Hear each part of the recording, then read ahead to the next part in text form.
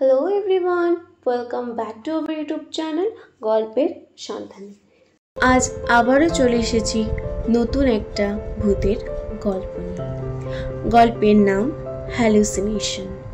প্রধান চরিত্রে আছে দিব্যাঙ্কা চ্যাটার্জি, রিজুদার দোকান আর এক অজ্ঞাতনামা ভদ্রমহিলা অর্থাৎ রত্না দেবী। শুরু হচ্ছে আজকের বিশেষ নিবেদন হ্যালুসিনেশন। গল্প পাঠে আমি চান্দ্রিকা। দিব্যাঙ্কা চ্যাটার্জি বাড়ির একমাত্র মেয়ে। ছোট থেকেই পড়াশোনাতে খুব ভালো, বরাবর ক্লাসে ফার্স্ট হতো দিব্যাঙ্কা। ওর বয়স এখন 18 বছর, সবে এইচএস পাশ করেছে। দিব্যাঙ্কার বাড়ি নিউ টাউনে। ওর ছোট থেকেই ইঞ্জিনিয়ারিং নিয়ে পড়ার খুব স্বপ্ন ছিল। সফটওয়্যারের দিকে ওর এক অন্যরকম নেশা। ইউটিউব দেখে দেখে বেশ কিছু জিনিসও বানিয়ে ফেলেছে ইতিমধ্যে। দিব্যাঙ্কা যেমন পড়াশোনাতে তুখর ছিল, তেমনই ওর ক্রিয়েটিভিটি স্কিলও ছিল মারাত্মক লেভেলের। তাই ও ঠিক করে যে আফটার এইচএস ও হায়দ্রাবাদে একটা নামকরা কলেজ থেকে ইঞ্জিনিয়ারিং কমপ্লিট করবে। এরপরও ইন্টারনেটের সাহায্যে খুঁজতে শুরু করে বেস্ট কলেজ হায়দ্রাবাদের। দীর্ঘদিন অনেক খোঁজাখুঁজির পর মাহিন্দ্রা ইউনিভার্সিটির সন্ধান পায় ও। ইউটিউব সার্চ করেও দেখে যে খুব নামকরা কলেজ এবং বেস্ট কলেজের তালিকায় আছে মাহিন্দ্রা ইউনিভার্সিটি।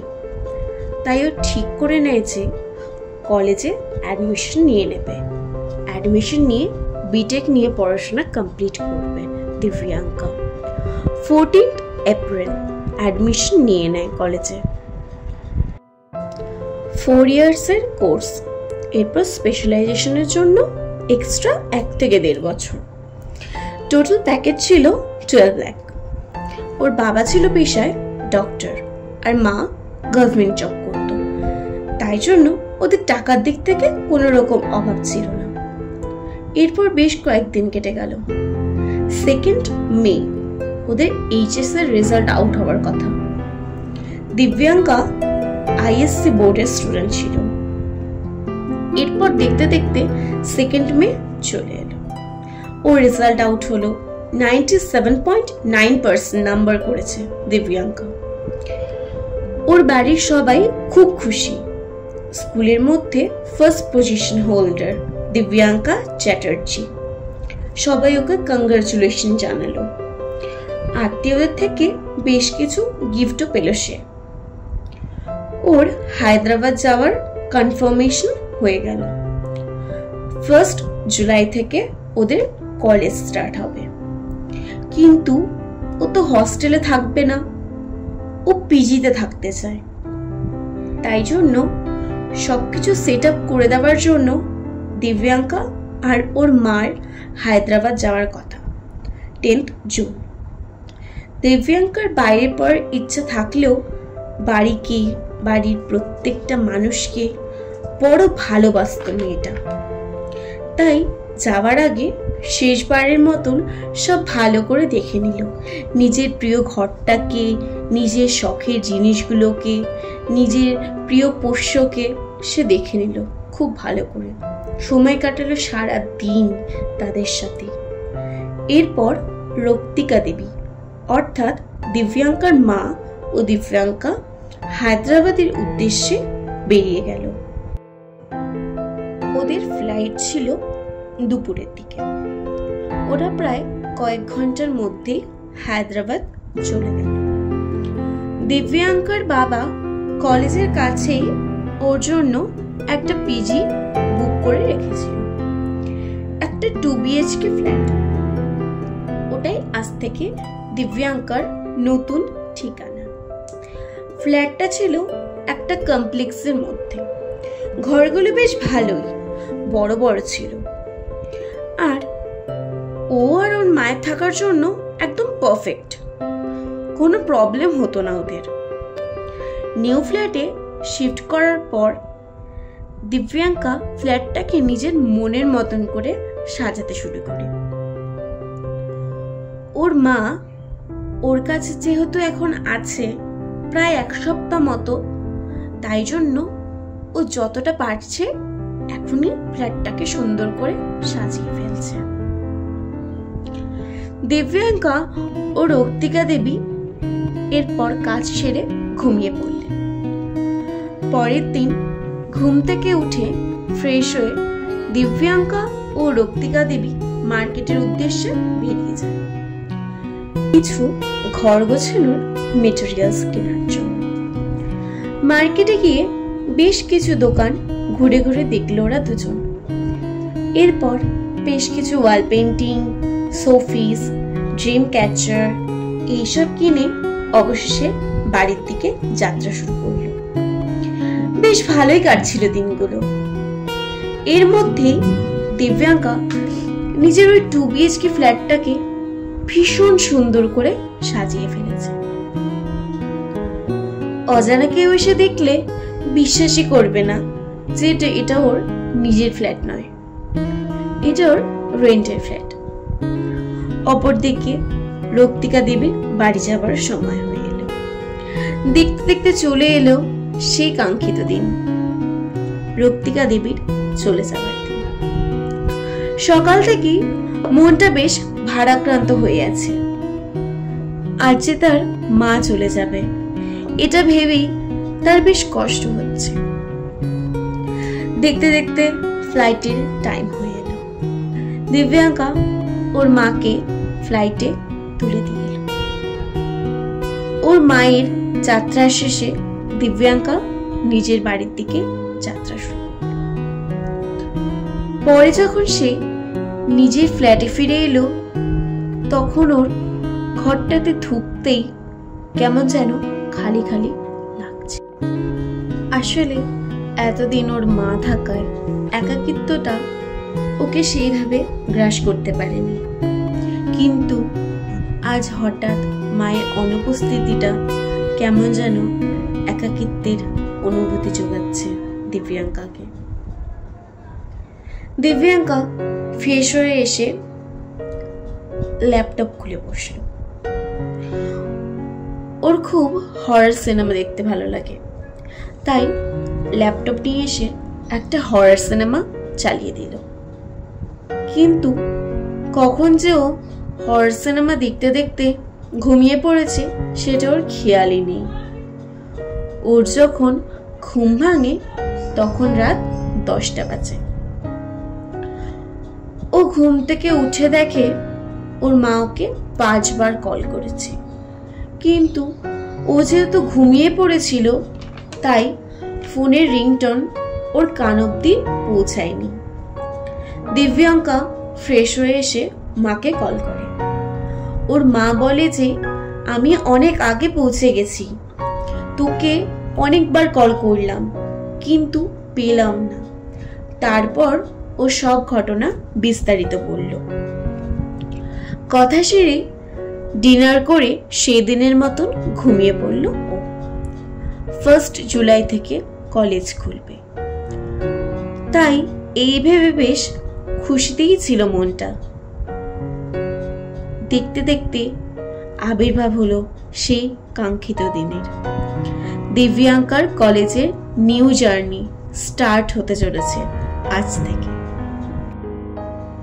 আজ কলেজ থেকে বাড়ি ফিরে এসেই নিউ কলেজের অভিজ্ঞতা শেয়ার করে নিল ওর মায়ের সাথে।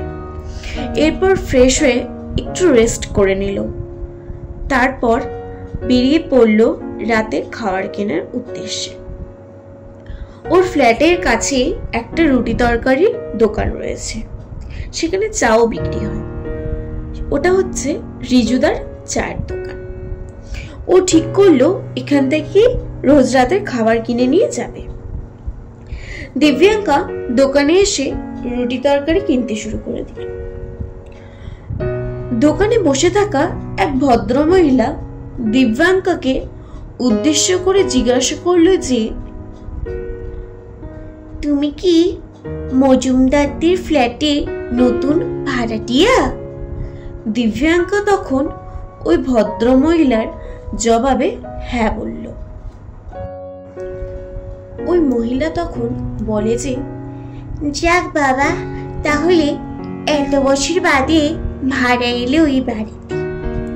দিব্যাঙ্কা ওনার কথার মানে বুঝতে না পেরে ওনাকে জিজ্ঞাসা করতে যাবে, তখনই দোকানদার ছেলেটি দিব্যাঙ্কাকে রুটি নেওয়ার জন্য ডাকে। দিব্যাঙ্কা রুটি নিয়ে ফেরার পর ওই মহিলাকে আর দেখতে পায় না। এরপর নিজের ফ্ল্যাটে চলে আসে। কলেজ, বন্ধু বান্ধব, পড়াশোনা এইসব নিয়ে এক প্রকার ভালোই কাটছিল দিনগুলো। কিন্তু একদিনের একটা ঘটনা দিব্যাঙ্কার জীবনকে পুরো ওলট পালট করে দিল। রোজ দিনের মতন আজও কলেজ থেকে বাড়ি ফেরার পথে দিব্যাঙ্কা রিজুতার দোকানে গেছিল রুটি তরকারি নিতে। আজ আবার সেই অজ্ঞাতনামা ভদ্রমহিলার সাথে দেখা হয় দিব্যাঙ্কার। ভদ্রমহিলা দিব্যাঙ্কার উদ্দেশ্যে বলে যে, তুমি ওই বাড়িতে এতদিন আছো কি করে? কোনো অসুবিধা হচ্ছে না তোমার? ও তখন বলে, আমার অসুবিধা কেন হবে? ওই ভদ্রমহিলা বলে যে, কেন, তুমি কি ওই বাড়ির সম্পর্কে কিছু জানো না? জানো না ওই বাড়ির ইতিহাস সম্পর্কে? তখন দিব্যাঙ্কা বলে যে, কই না তো, আমি তো এমন কিছু ইতিহাস ওই বাড়ির সম্পর্কে জানি না। ওই ভদ্রমহিলা তখন বলতে থাকে একটা বহু পুরনো ঘটনা। ওই ফ্ল্যাটে একটা সম্ভ্রান্ত পরিবার থাকতো, মজুমদার পরিবার। 3 ছেলে মেয়ে ও স্বামী স্ত্রী মিলে থাকতো ওরা। ওদের 2 ছেলে ও 1 মেয়ে ছিল। 2 ছেলের মধ্যে একজন নাকি সাইকো ছিল, সেটা আগে কেউ জানতো না। কিন্তু এক রাতের ঘটনা পাড়া শুদ্ধ সবাইকে আতঙ্কে ফেলে দিয়েছিল। পাড়া শুদ্ধ সবাই আটকে উঠেছিল সেই রাতের ঘটনাতে। মিস্টার মজুমদার একজন বিজনেসম্যান ছিলেন, তাই কাজের সূত্রে ওনাকে বাইরে যেতে হতো। এমনই একদিন উনি কাজের সূত্রে বাইরে ছিলেন, কিন্তু ওনার বাড়িতে ওনার 1 মেয়ে, 2 ছেলে ও তার স্ত্রী ছিল। মিস্টার মজুমদার যখন বাড়ি ফিরলেন তখন দেখলেন যে সবাই মৃত অবস্থায় পড়ে আছে, সারা বাড়ি রক্তারক্তি। পরে লোক জানাজানি হয়, পুলিশ আসে এবং পরে জানা যায় যে ওনার সেই ছেলে, যে কিনা সাইকো ছিল, সে নাকি প্রত্যেককে ছুরি দিয়ে কুপিয়ে খুন করেছে। সেই ঘটনায় মিসেস মজুমদার হয়তো বেঁচে যেতেন, কিন্তু উনি যখন বেরোতে যাবেন তখন ওনার ছেলে ওনার পায়ে কোপ বসিয়ে দেয়। এরপর টানতে টানতে ওনাকে রান্নাঘরে নিয়ে গিয়ে খুন করে। সবাইকে খুন করার পর সেই সাইকো ছেলে নিজেই আত্মঘাতী হয়। এরপর থেকেই ওই বাড়িতে আর কেউ থাকে না। মিস্টার মজুমদারও চলে যায় এই বাড়ি ছেড়ে। কোনো ভাড়াটিয়াও আসেনি এরপর। 1-2 এসেছিল মাঝে, কিন্তু তারাও টিকতে পারেনি এখানে। এইসব শুনে দিব্যাঙ্কার মাথায় আকাশ ভেঙে পড়ে। ও ভয়ে কাঁপতে থাকে। ও এটা ভেবেই ভয় পেয়ে যায়, ওর বুক দুরু দুরু করে যে ওই ফ্ল্যাটে এখন ওকে একা থাকতে হবে এবং একা একা ওকে গোটা রাত কাটাতে হবে। এরপরও ভয়ে ভয়ে বাড়ির দিকে এগিয়ে গেল। দিব্যাঙ্কা এরপর মনে করতে শুরু করলো যে বেশ কিছুদিন ধরে ওর সাথে কিছু অদ্ভুত ঘটনা ঘটছিল। সেটা কেন ঘটছিল? সে মনে করতে শুরু করে যে বেশ কয়েকদিন ধরে ও ঘরের জিনিসপত্র ঠিক করে খুঁজে পাচ্ছে না, মানে যেটা যেখানে রাখছে সেটা সেখানে থাকছে না, কেমন যেন অন্য জায়গা থেকে খুঁজে পাচ্ছে। আবার কোনো কোনো সময় ঠিক স্থান থেকেই পাচ্ছে, কিন্তু সেটা অনেক পরে। দিব্যাঙ্কা একে একে সব মেলাতে থাকে।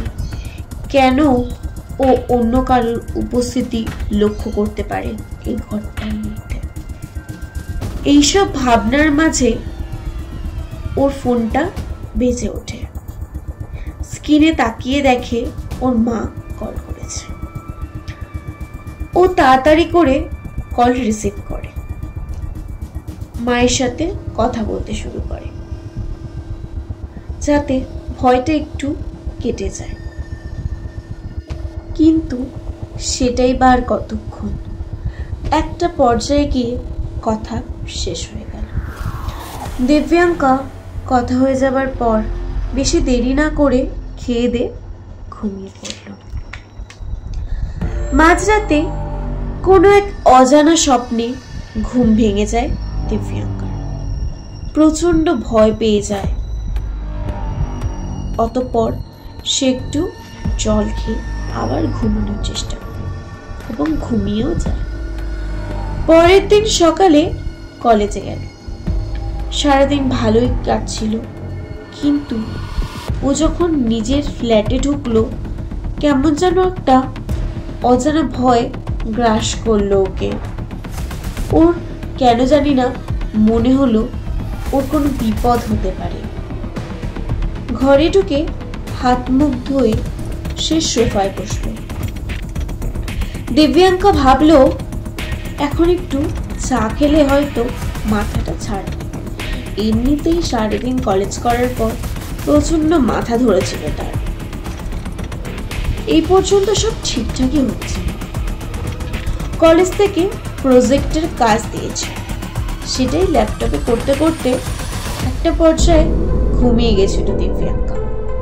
কিন্তু দিব্যাঙ্কার যখন ঘুম ভাঙে, সে তখন দেখে যে 3টে ছায়ামূর্তি তার সামনে দাঁড়িয়ে রয়েছে। তারা যেন তাকে কিছু বলতে চাইছে, কিন্তু বলতে পারছে না। সেই মুহূর্তে ওর শরীর দিয়ে হিমস্রোত বয়ে গেল। এমনিতেই বাইরে প্রচন্ড বজ্রবিদ্যুৎ সহ বৃষ্টি হচ্ছে। হঠাৎ কারেন্ট চলে গেল। দিব্যাঙ্কা ভয়ে আর্তনাদ করে উঠল। ওই 3টে ছায়ামূর্তি দিব্যাঙ্কার কাছে এগিয়ে আসলো।